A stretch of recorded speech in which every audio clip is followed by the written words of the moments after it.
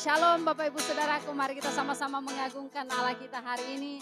Sebab hanya Dia Tuhan yang layak untuk terima puji-pujian kita. Haleluya, sama-sama naikkan pujian ini. Keselamatan dari Allah yang duduk di atas tahta dan anak domba, kemuliaan, hikmat, syukur, hormat, kuasa, kekuatan bagi Allah selama-lamanya, bagi Allah selama-lamanya, bagi Allah selama-lamanya. Amin. Mari dengan segenap hati. Keselamatan dari Allah yang duduk di atas tahta dan anak domba, kemuliaan, hikmat, syukur, hormat, kuasa, kekuatan bagi Allah selama-lamanya, bagi Allah selama-lamanya, bagi Allah selama-lamanya. Amin. Oh, bagi Allah selama-lamanya, bagi Allah selama-lamanya, bagi Allah selama-lamanya. Amin. Selama-lamanya. Amin. Selama-lamanya. Amin. Oh, bagimulah segala pujian, segala hormat bagimu, Yesus yang menyelamatkanku, yang menebusku. Yesus, terima kasih hanya bagimu Tuhan. Puji-pujian kami, haleluya. Yesus layak disembah, layak ditinggikan, layak diagungkan. Haleluya. Oh, Yesus. Shikaralabaralabaralabaralabaralabaralabase. Shiananamo. Haleluya. Tuhan, Engkau baik. Sebab segala pujian hanya bagimu Tuhan. Haleluya. Bagi Dia segala pujian, hormat serta syukur kekal selamanya. Bagi Dia segala pujian, hormat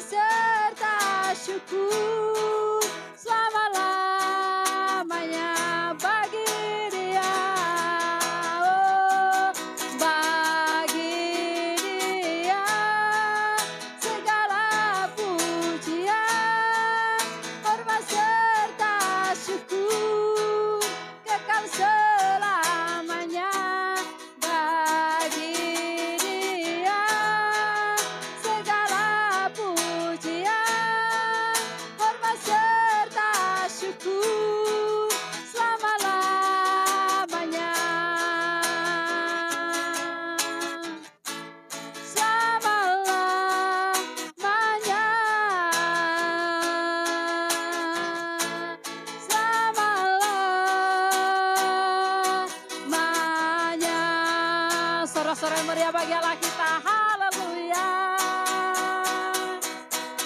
Glory, glory, hallelujah. Oh, glory, glory, hallelujah.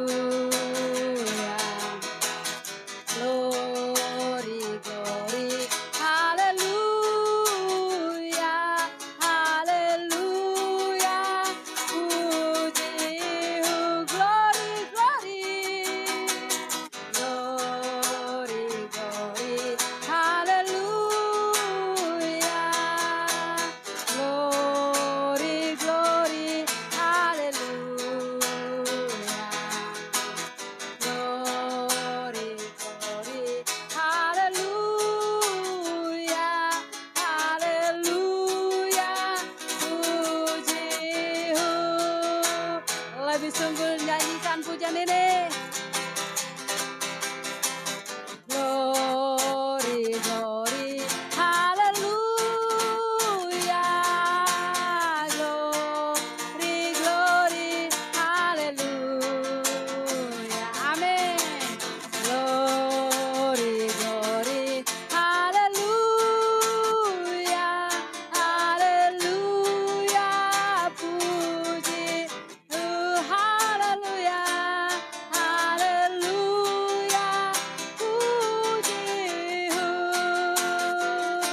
Puji, hallelujah.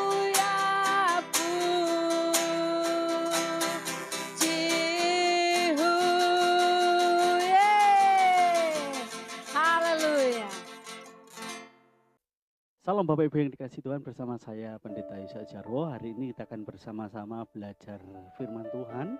Saya percaya dan saya berharap biarlah firman yang akan kita pelajari bersama-sama, firman kita dengar sama-sama, akan mengubah hidup kita supaya kita menjadi berkat bagi banyak orang, supaya kita bisa menjadi tanda dan alamat. Saya bersyukur sampai sejauh ini kita percaya bahwa semua masih dalam kontrol Tuhan. Ada satu kata yang selalu menguatkan saya, yaitu tentang penyertaan. Dan penyertaan Tuhan dalam hidup kita itu akan membuat kita menjadi pribadi-pribadi yang semakin mengasihi Tuhan. Nah, langsung aja sama-sama kita akan buka di dalam Kejadian pasal yang ke-9. Saya akan baca ayat yang pertama. Adapun Yusuf telah dibawa ke Mesir, dan Potifar, seorang Mesir pegawai istana Firaun, kepala pengawal raja, membeli dia dari tangan orang Ismail yang telah membawa dia ke situ. Kita sudah tahu, bahkan mungkin di sekolah minggu kita sering mendengar tentang kisah ini. Bagaimana Yusuf yang memulai dari seorang budak, kemudian dia bisa menjadi seorang penguasa di Mesir. Saya percaya semua karena penyertaan Tuhan. Dan kalau bicara tentang untuk menjadi sukses, untuk menjadi besar, sebagai orang percaya, kita tahu betul bahwa penyertaan Tuhan adalah kunci kita untuk kita terus naik dan tidak pernah turun, untuk kita terus menjadi tanda dan alamat, untuk kita bisa menjadi sukses atau menjadi besar. Seringkali kita juga mendengar bahwa untuk menjadi besar atau menjadi sukses, untuk berhasil, banyak orang berpikir bahwa dibutuhkan yang pertama modal. Ya, saya juga percaya modal itu penting, tetapi kalau kita kembali melihat apa yang terjadi atas diri Yusuf. Yusuf datang ke tanah Mesir itu sebagai seorang budak. Seorang yang masih culun bahasanya. Yusuf datang ke Mesir itu tidak ngerti apa-apa. Dia tidak punya modal apa-apa. Dia hanya seorang budak dengan situasi kondisi yang baru, di negeri yang baru, di negeri di mana selama ini dia juga tidak pernah mengalaminya. Artinya gini, untuk sekian waktu lamanya sejak kecil dia hidup bersama orang tuanya, semua serba tercukupi. Dan kemudian tanpa dinyana-nyana, tanpa disangka-sangka, dia harus ke tempat atau ke sebuah negeri yang dia tidak kehendaki, dan sebuah negeri yang dimana semua terasa asing baginya. Nah, kalau dasar atau alasan untuk menjadi sukses atau syarat untuk menjadi sukses adalah modal, Yusuf tidak punya modal. Yusuf tidak memenuhi syarat itu. Tetapi karena penyertaan Tuhan, Yusuf akhirnya bisa menjadi besar dan sukses. Jadi modal penting ya, tetapi itu tidak bisa dijadikan sebuah syarat mutlak untuk menjadi besar atau sukses. Yusuf sudah membuktikan tanpa modal dia bisa sukses. Tanpa modal dia bisa menjadi besar. Tanpa modal dia bisa jadi berkat. Tanpa modal dia bisa menjadi penguasa di tanah Mesir. Semua karena apa? Penyertaan Tuhan. Kemudian ada beberapa orang juga berpendapat bahwa untuk menjadi besar, untuk menjadi sukses, untuk berhasil dibutuhkan apa yang namanya relasi. Dibutuhkan namanya koneksi. Ya, saya juga percaya. Tetapi koneksi itu bukan syarat mutlak. Kalau koneksi jadi syarat mutlak, saya percaya Yusuf juga tidak akan bisa menjadi besar. Dia tidak akan bisa menjadi sukses. Dia tidak akan bisa menjadi penguasa di Mesir. Karena sebagai seorang budak yang masih junior, budak yang baru, budak masih muda, dia tidak punya koneksi siapa-siapa. Jangankan koneksi, dia ke tempat yang baru di tanah Mesir. Dia itu orang asing. Dia tidak kenal siapa-siapa. Dia harus beradaptasi, dia terus berhadapan dengan sesuatu yang serba baru. Dan kalau koneksi dijadikan syarat mutlak untuk menjadi sukses, menjadi besar, saya percaya Yusuf tidak memenuhi kriteria itu. Kemudian berikutnya ada beberapa orang juga berpendapat bahwa untuk menjadi sukses, berhasil, dan besar harus punya skill. Ya, betul, saya setuju. Tetapi ini bukan, sekali lagi saya mau katakan, ini bukan syarat mutlak. Kalau untuk berhasil dan sukses, syaratnya harus skillful. Itu satu-satunya syarat, saya tidak setuju. Karena Yusuf sudah membuktikan sebagai seorang yang masih muda, ibaratnya dia tidak ngerti apa-apa. Dunia perbudakan itu dunia yang kejam. Dunia perbudakan adalah dunia tanpa pengampunan. Dan Yusuf tidak punya modal, Yusuf tidak punya koneksi, dan Yusuf juga tidak punya skill yang mumpuni. Yang membuat Yusuf menjadi besar kita tahu adalah penyertaan Tuhan. Saudara dan saya butuh penyertaan Tuhan. Kita tidak bisa mengandalkan modal, tidak bisa. Kita tidak bisa mengandalkan koneksi. Hari-hari ini banyak orang yang tidak tulus, banyak orang yang ketika menolong kita mempunyai motivasi tertentu. Itu fakta yang harus kita hadapi. Saya ingat ketika saya menciptakan lagu Ngandol Gusti, sebuah lagu Jawa yang biasa saya pakai di pelayanan di desa. Saya teringat ada satu pesan Tuhan ketika saya bikin lagu itu. Tuhan berkata seperti ini, kamu tidak punya siapa-siapa, kamu tidak punya apa-apa, kamu tidak punya orang kuat, kamu hanya punya Tuhan.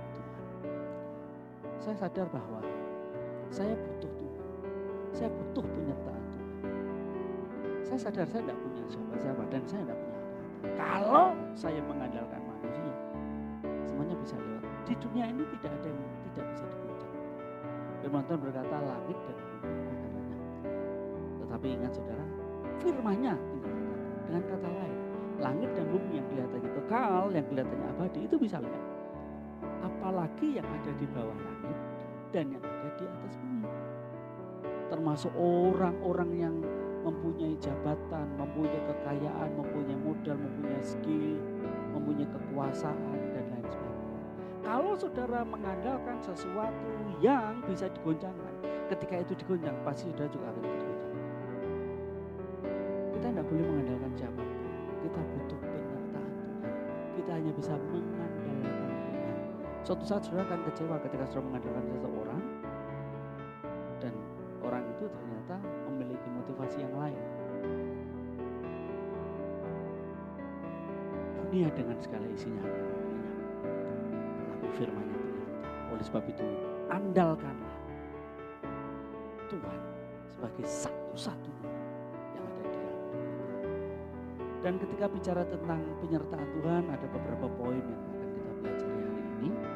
Yang pertama, penyertaan Tuhan akan membawa kita menjadi orang-orang yang berhasil dalam segala hal. Langsung kita baca di ayat yang kedua, tetapi Tuhan menyertai Yusuf sehingga ia menjadi seorang yang selalu berhasil dalam pekerjaannya. Maka tinggallah ia di rumah tuannya, orang Mesir itu. Penyertaan Tuhan membuat Yusuf berhasil seperti yang sudah kita lihat tadi yang saya sampaikan. Bukan soal modal, bukan soal skill, bukan soal koneksi, tetapi semua semua tentang penyertaan Tuhan. Penyertaan Tuhan membuat Yusuf sukses, berhasil dalam setiap apa yang dikerjakannya. Jangan menjadi sombong dengan kemampuan, dengan modal, dengan uang, dengan apa yang kita miliki. Karena semuanya bisa lihat. Tetap andalkan Tuhan, supaya ketika kita menjadi besar, kita menjadi sukses, kita tidak menjadi pribadi yang sombong. Mulailah memulai hidup ini untuk terus membangun pikiran kita bahwa kita butuh Tuhan dan kita butuh penyertaan Tuhan untuk ada di dalam hidup kita. Kemudian berikutnya, penyertaan Tuhan di dalam hidup kita maupun di dalam diri Yusuf itu bisa dilihat oleh orang. Jadi kalau saudara dan saya berkata aku disertai Tuhan, harusnya penyertaan Tuhan di dalam hidup kita itu bisa dilihat oleh orang. Ini yang dialami oleh Yusuf. Firman Tuhan dikatakan setelah dilihat oleh tuannya bahwa Yusuf disertai Tuhan, ternyata ketika Tuhan menyertai Yusuf, Potifar itu melihat apa yang dialami oleh Yusuf, apa yang ada di dalam hidup Yusuf, apa yang ada di dalam diri Yusuf. Bicara tentang penyertaan Tuhan itu bisa dilihat oleh orang. Dan bahwa Tuhan membuat berhasil segala sesuatu yang dikerjakannya.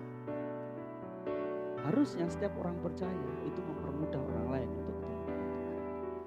Jangan sampai kita membuat orang sulit ketemu dengan Tuhan. Salah satunya dengan berkata, tolong jangan lihat saya, tapi lihatlah Tuhan. Pertanyaannya, Tuhan yang tidak kelihatan, bagaimana Tuhan mungkin bisa dilihat kalau tidak lewat hidup setiap orang percaya. Penyertaan Tuhan dalam hidup kita harusnya bisa dilihat orang. Ada perubahan yang progresif, yang positif dalam hidup kita. Kemudian ada hal-hal yang membuat orang terkesima dengan Tuhan lewat hidup kita. Penyertaan Tuhan dalam hidup kita harusnya membuat kita semakin mencintai Tuhan. Dan orang bisa lihat. Harusnya orang yang berkata, saya diberi Roh Kudus, Tuhan ada di dalam hidupku. Yang dulunya dia tidak pintar, harusnya jadi pintar. Karena Allah yang kita sembah itu Allah yang maha kreatif. Pribadi Allah yang luar biasa. Yang ketika dia tinggal dalam hidup kita itu akan mengubah hidup kita. Harusnya yang dulunya kita malas kita jadi rajin. Harusnya yang dulunya kita tidak produktif sekarang jadi produktif. Supaya orang melihat bahwa ada sesuatu yang berbeda di dalam hidup kita. Supaya orang mempercayai bahwa Tuhan itu nyata. Karena penyertaan Tuhan di dalam hidup kita itu bisa dilihat. Lanjut. Penyertaan Tuhan di dalam hidup kita itu akan mempromosikan kita. Seperti yang dialami oleh Yusuf, Yusuf dipromosikan baik ketika di rumah Potifar, di dalam penjara, maupun oleh Firaun sendiri. Karena apa? Tuhan menyertai. Ayat 4. Maka Yusuf mendapat kasih tuannya dan ia boleh melayani dia. Kepada Yusuf diberikannya kuasa atas rumahnya dan segala miliknya. Diserahkannya pada kekuasaan Yusuf. Sejak ia memberikan kuasa dalam rumahnya dan atas segala miliknya kepada Yusuf, Tuhan memberkati rumah orang Mesir itu karena Yusuf. Sehingga berkat Tuhan ada atas segala miliknya, baik yang di rumah maupun yang di ladang. Tuhan mempromosikan Yusuf. Penyertaan Tuhan dalam hidup Yusuf membuat tuannya itu tidak segan-segan mempercayakan segala sesuatunya kepada Yusuf. Ini luar biasa. Saudara dan saya tidak perlu mengejar apa yang namanya promosi. Karena promosi datangnya dari Tuhan. Asal kita tetap setia, meningkatkan kapasitas hidup kita, kita menjadi tanda dan alamat, kita jadi berkat Tuhan. Promosi itu tinggal tunggu waktu aja. Berikutnya, penyertaan Tuhan di dalam diri Yusuf itu berdampak atas orang lain. Demikian juga seharusnya penyertaan Tuhan di dalam hidup kita itu bisa dirasakan, berdampak atas orang-orang yang ada di sekitar kita, berdampak atas orang-orang yang ada di sekeliling kita. Bahkan di mana kita bekerja, di mana kita sekolah, di mana kita berkomunitas, dampaknya itu bisa dirasakan. Ketika Tuhan menyertai kita, orang-orang yang di sekeliling kita, orang-orang yang ada di kiri kanan kita, orang-orang Tuhan percayakan atas hidup kita, itu juga kena dampaknya. Ayat 5 dikatakan seperti ini, sejak ia memberikan kuasa dalam rumahnya dan atas segala miliknya kepada Yusuf, Tuhan memberkati rumah orang Mesir itu karena Yusuf. Ingat, karena Yusuf. Karena Yusuf, Tuhan memberkati rumah orang Mesir. Karena Yusuf, baik berkat yang ada di rumah maupun yang ada di ladang. Jadi saudara-saudara, kejarlah penyertaan Tuhan. Nah, kata penyertaan sendiri, Tuhan menyertai sendiri dalam bahasa Jawa itu tinunggil, manunggal. Dengan kata lain, hal yang paling urgent, hal yang paling penting, hal yang paling utama dalam hidup ini adalah mengejar kemanunggalan dengan Tuhan. Supaya kita akurat, supaya kita satu frekuensi, supaya kita bisa sehati dengan Tuhan. Nah, kata penyertaan Tuhan itu kalau di terjemahan bahasa Jawa dikatakan manunggal atau tinunggil. Kemudian berikutnya, kita akan baca di Kejadian pasal yang ke-40. Ayat yang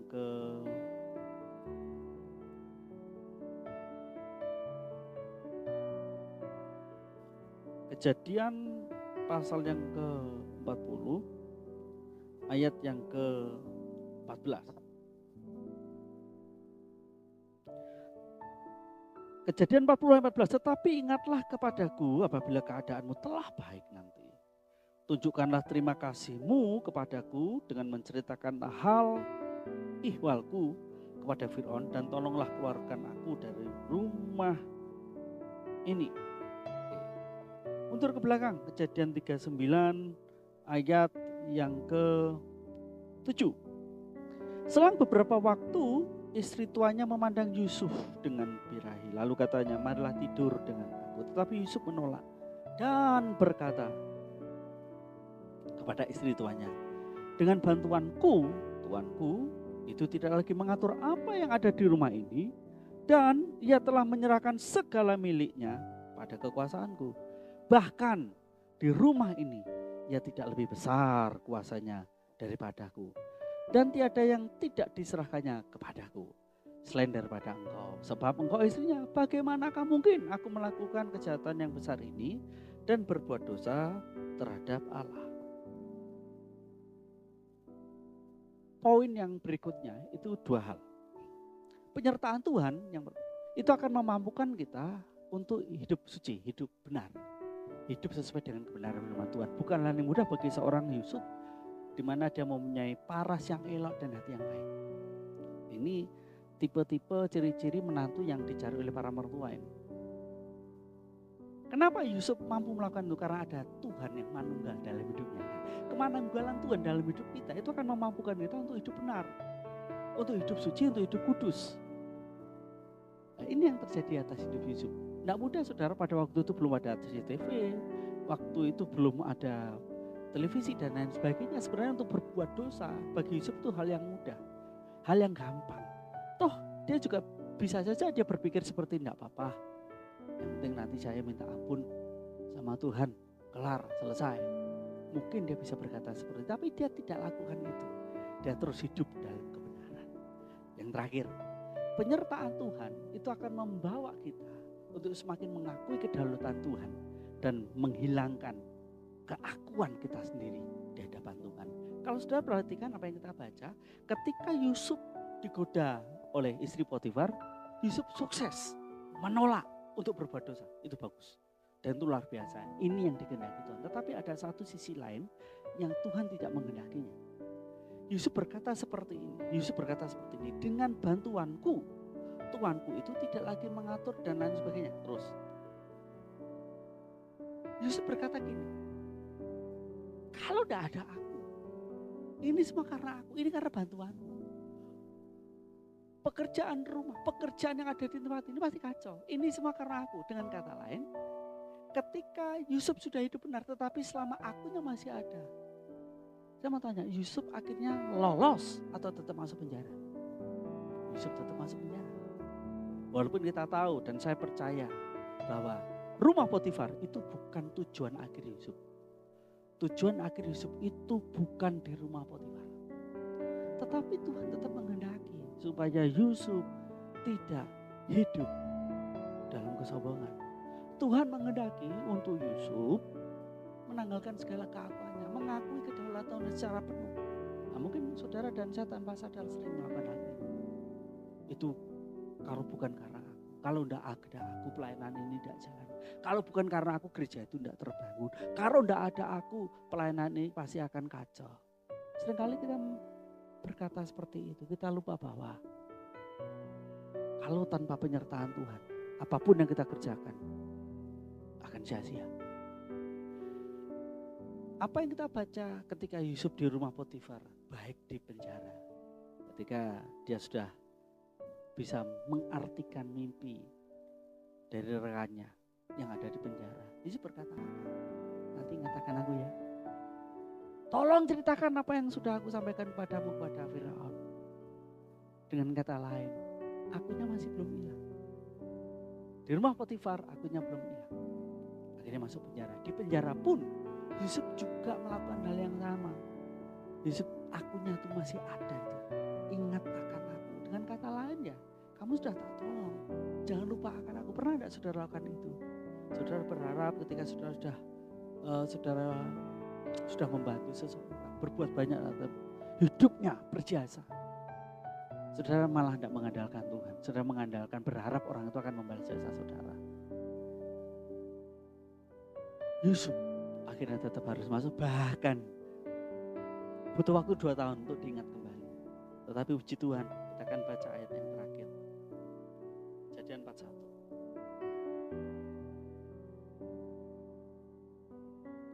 Kejadian 41 ayat yang ke 15 dan 16. Berkatalah Firaun kepada Yusuf, aku telah bermimpi dan seorang pun tidak ada yang dapat mengartikannya, tetapi telah kudengar tentang engkau. Hanya dengan mendengar mimpi saja engkau dapat mengartikannya. Ini Firaun akhirnya dengar juga dari rekannya Yusuf. Kalau memang sudah waktunya Tuhan, tidak bisa. Kalau memang sudah waktunya Tuhan, kalau Tuhan yang berkehendak, semua pasti jadi. Promosi akan datang tepat pada waktunya. Ketika Yusuf menyaut Firaun seperti ini. Yusuf menyaut Firaun, bukan sekali-kali aku, melainkan Allah juga yang akan memberitakan kesejahteraan kepada Tuhan. Bukan sekali-kali aku. Yusuf sadar, semua itu karena Tuhan. Makanya Yusuf berkata, bukan Tuanku, ini bukan hamba, tapi ini semata-mata hanya karena Tuhan. Dan hari itu juga promosi datang tepat pada waktunya. Yusuf sudah siap dipromosikan. Dan ketika Tuhan buat Yusuf berhasil, Yusuf sukses. Yusuf bisa berkata, semua karena kemurahan Tuhan.